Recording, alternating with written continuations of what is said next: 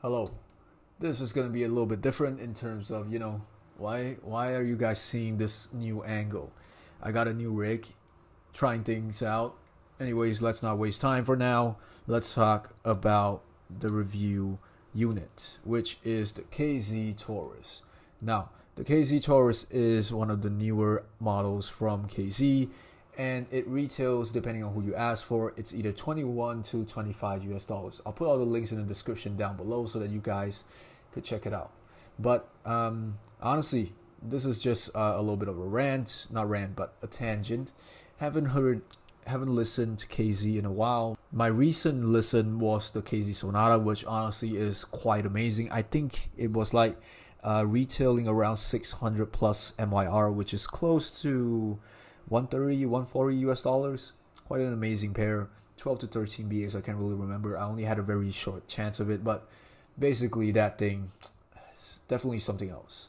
This thing is also something else in the price category that it lives in. But before we get into how it sounds, a very quick talk about the config. This thing is running a dual DD setup, as you can see right here. Can the camera pick it up? Yes, the camera can pick it up. As you can see, the dual DDs are sitting right here, where I suspect the one near the nozzle is for high frequencies and this one is for mid and low frequencies. And behind here, conspicuously covered with a very nice golden KZ logo, exposing the KZ logo. Whoops, this thing is gonna be the crossover system that runs this whole thingamajiz. Overall, 25 US dollars, dual DD, regardless of how the config is. As always with my philosophy, how does this thing actually sound?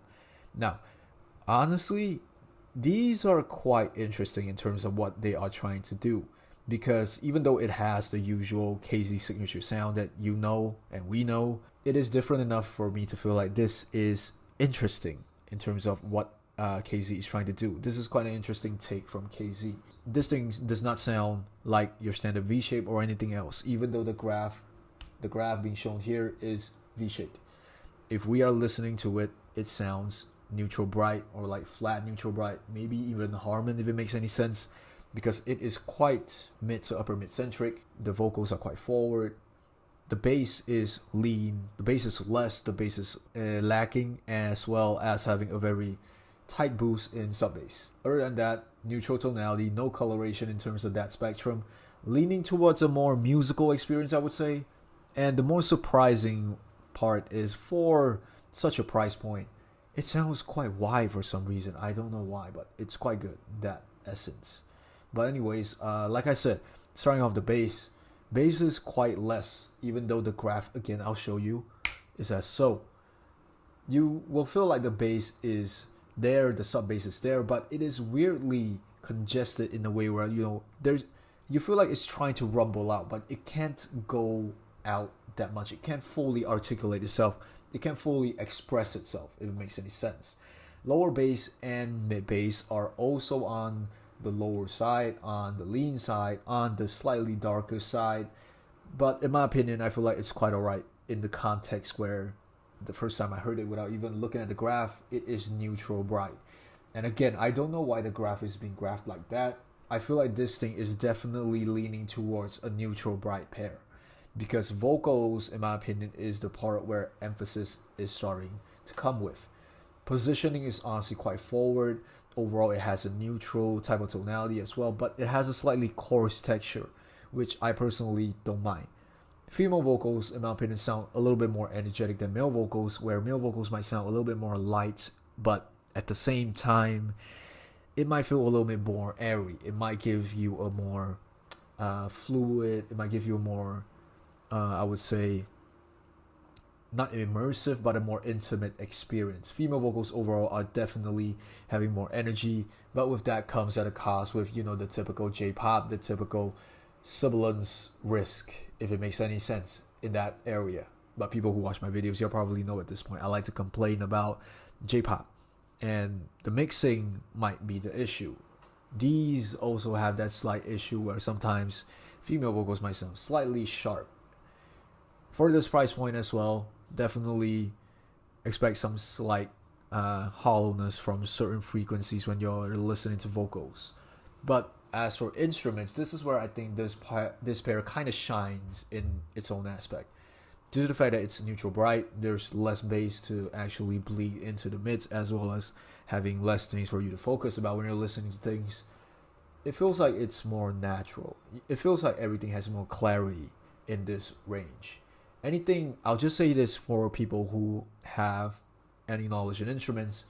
Anyone playing instruments, tones in between C3 to C5, they will sound the most prominent in the context where pianos, keys, guitars, all of those things in this frequency will sound simple but very easily digestible and very enjoyable in that sense. So it is simple sounding but quite intentional without any extra fluff.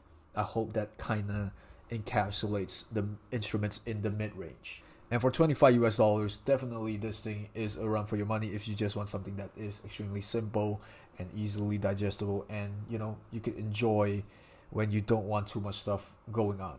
Quite a good pair to start off in terms of letting you know what is a neutral bright pair if you are limited to trying new things out.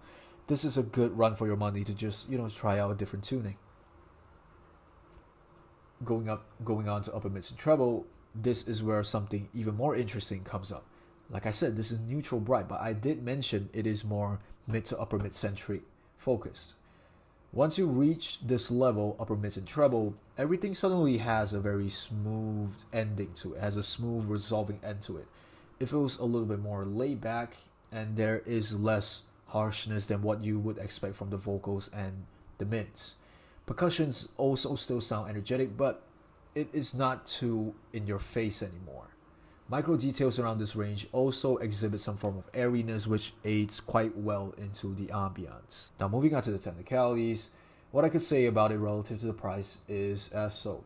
Dynamics, in my opinion, is, I would say, probably a 6 out of 10, respectably good, but due to the fact that the bass is less, it causes a slight issue where people who want and tend to want something that is more fun, this might not be up your alley. So it's literally a more acquired taste, or basically preference at this point.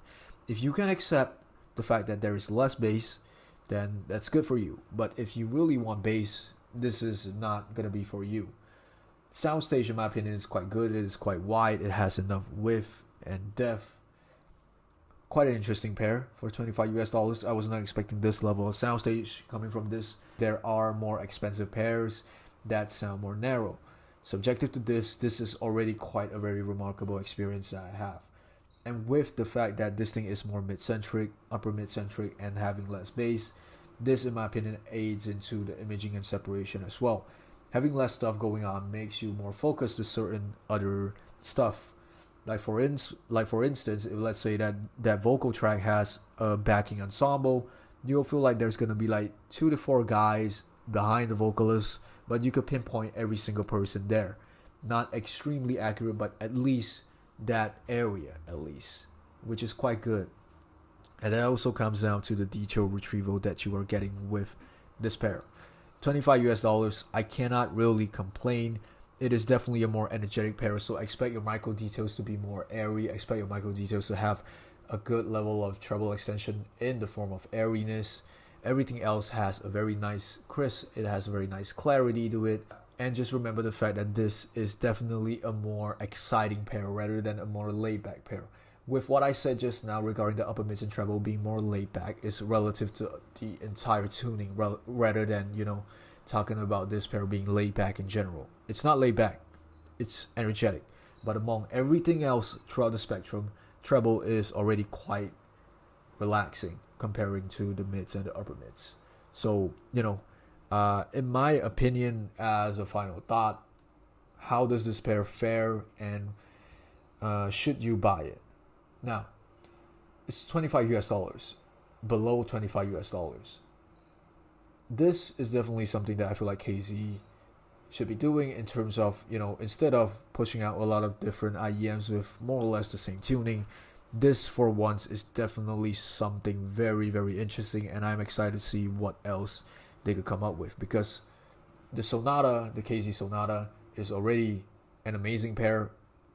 This for $25 is also interesting in terms of the concept that they are trying to fight. It's basically trying its best to do a neutral bright tuning, and I think they are quite daring in this context. I think this pair will definitely be interesting in the context where people might actually have this pair, people might actually buy this pair just to try it, and they'll be like, oh, there's actually different tunings. I might actually like this. There's less bass, but the mids and the upper mids, everything else, mids and up, suddenly become more clearer. It has more clarity. So, quite an interesting take from KZ. So with that being said, thank you for watching this video. More to come, more to come. What do you guys think about it? Like, subscribe, especially comment down below so that we could talk about this. Anyways, thank you for watching, and I'll see you guys in the next video real soon. Take care.